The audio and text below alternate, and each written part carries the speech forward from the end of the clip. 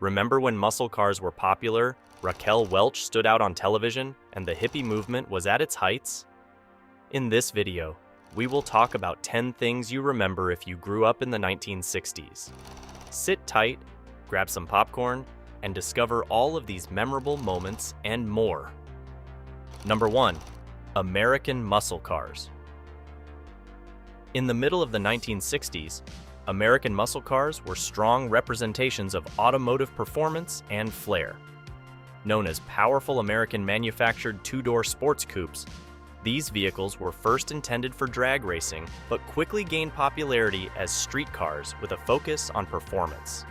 The muscle car era was defined by great performance at low pricing, with manufacturers putting powerful engines in basic trimmed, mid-sized cars.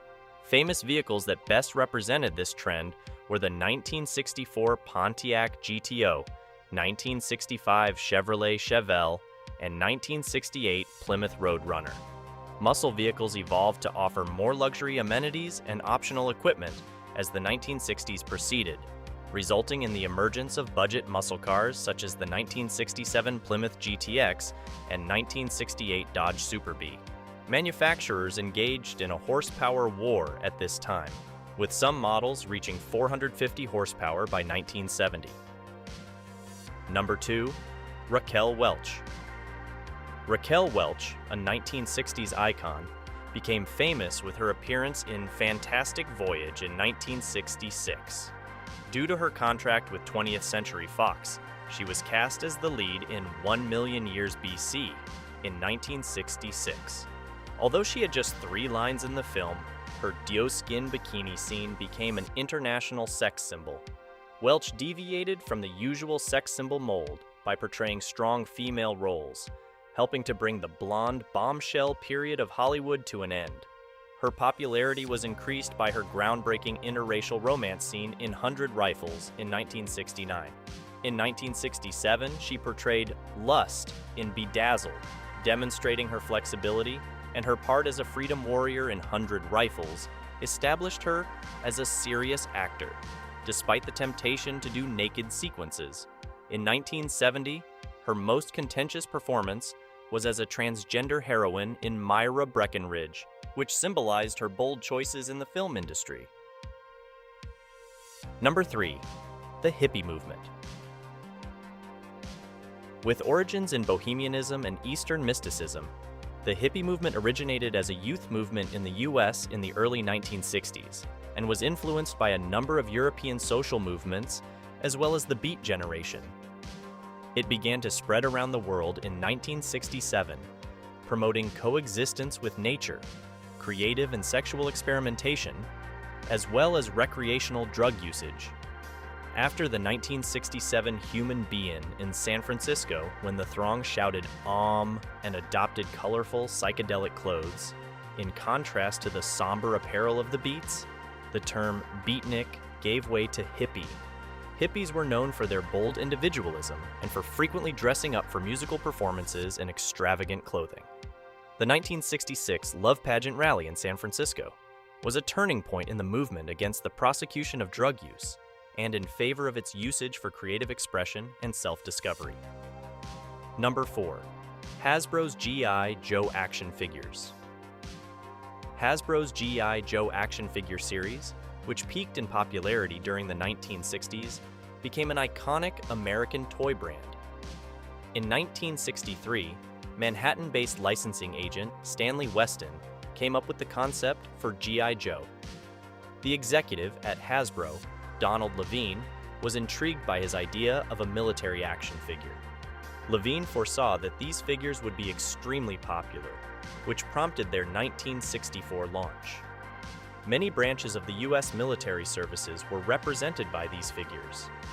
In order to attract boys to these toys, the name action figure was created instead of the more traditional name doll, which is associated with girls. Interestingly, in 1965, an African-American figure was added, but with the same mold as the white one. Due to its widespread popularity, G.I. Joe was inducted into both the Pop Culture Hall of Fame in 2017 and the National Toy Hall of Fame in 2004. Number 5. The Beatles. If you were a child in the 1960s, you undoubtedly recall Liverpool's legendary band, The Beatles. They first appeared in the early 1960s, and their unique look and memorable songs won people over right away. They performed in Hamburg and Liverpool bars before becoming well-known in 1962 with Love Me Do, their breakthrough single. This paved the way for the insane fan base known as Beatlemania. The Beatles became global celebrities by 1964, and they had even directed their own movie, A Hard Day's Night. In 1966, they gave up live performances to concentrate on creating more complex albums like Rubber Soul and Sgt. Pepper's Lonely Hearts Club Band. The Beatles were more than simply a band. They had a profound cultural impact on music, style, and even social norms. They are considered one of the best and most influential bands in the history of music today. Number 6. The miniskirt. The miniskirt, a bold fashion statement that revolutionized women's wear, first appeared in the mid-1960s. The miniskirt, a bold fashion statement that revolutionized women's wear, first appeared in the mid-1960s. Miniskirt hemlines first appeared in 1961, just above the knee. By 1966, they had grown to the upper thigh. This bold fashion change from the traditional conservative skirt lengths usually associated with sports and dancing wear was made popular in swinging London. The introduction of the miniskirt into popular fashion was made possible by designers such as André Courrèges in Paris and Mary Quant in London. Unlike the tight, curve-hugging skirts of the 1950s, these skirts were loose with a basic, slightly flared A-line form. Due to their short length, miniskirts were typically worn with knee-high socks or colored tights instead of traditional stockings with garters. This style also had a practical benefit in the UK, where skirts under 24 inches were considered children's clothing and therefore free from purchase tax, making them more reasonably priced. Number 7. The Twilight Zone. From 1959 until 1964, The Twilight Zone, a groundbreaking American television series, was developed by Rod Serling. A mix of horror, science fiction, fantasy, and psychological thriller elements were included in this anthology series, which frequently concluded with a shocking turn of events and a moral lesson. It was known for tackling serious topics that other primetime programs usually shied away from, such as mass hysteria, McCarthyism, and nuclear war. Famous authors, such as Ray Bradbury, contributed to the program. Even with its popularity, Serling had trouble selling at first because some readers didn't think science fiction could be so deep. Serling's on-screen personas gained popularity and contributed to the unique aesthetic of the program. Number 8. The New York Yankees.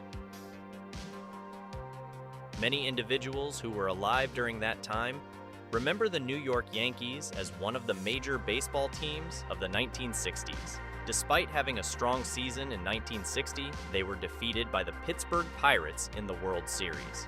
It was surprising because they scored more runs than the Pirates, but still lost.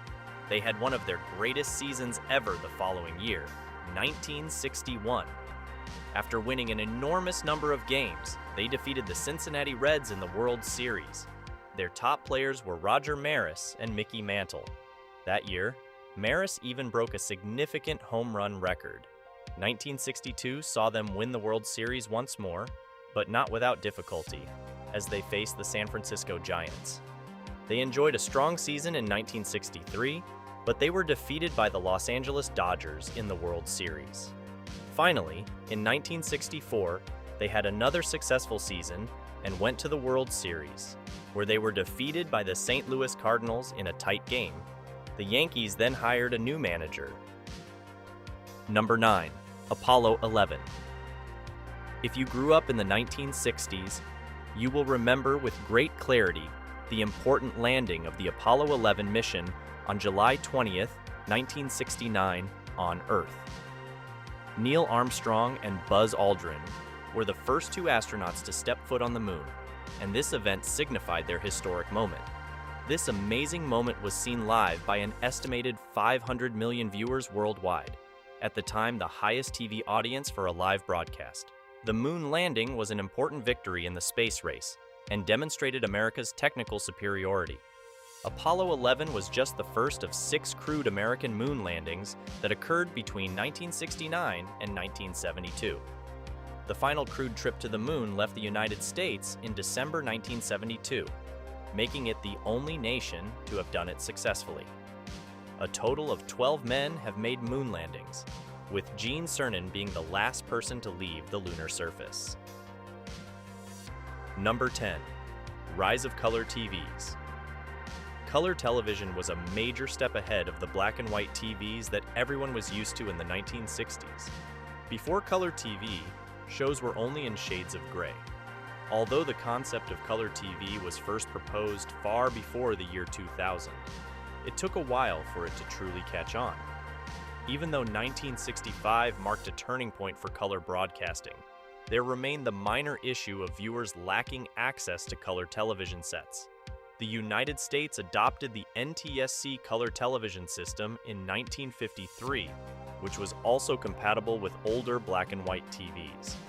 This was a wise decision since it allowed people to continue watching color shows on their outdated TVs.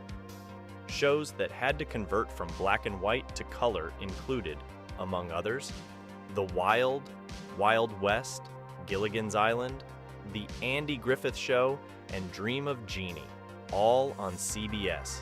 In North America, color television started to outsell black and white models by the early 1960s. This was it for this video. Thank you for watching.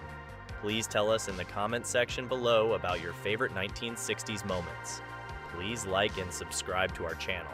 If you would love to see more, check out the next video.